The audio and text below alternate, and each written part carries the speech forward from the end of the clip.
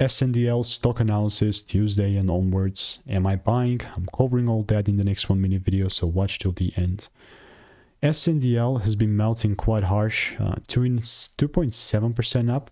I mean, it's a great start of the week, but honestly, let's look at the broader picture. Yeah, like I was very open-minded when it was in this bullish range here, looking to take this double break up. And since the price never gave me that, I abandoned the ticker. I never looked at it ever again. And now we're down quite hard. So let's look at the macro picture. We can argue that this is the demand zone that's holding the price, but honestly, I will not get into it, because if you get to look at the broader pictures, right now it's a bearish range. I'm not saying it's forever, but for right now, it sure thing is. And in this bearish range, unless the rules are met, I'm not going to be shorting, of course.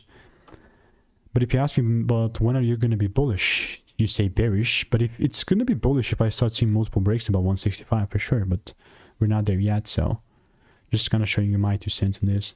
So let me know what is your opinion on SNDL, and if you want to make more money trading in a simple and lean way, click the first link in the description. That is a free newsletter.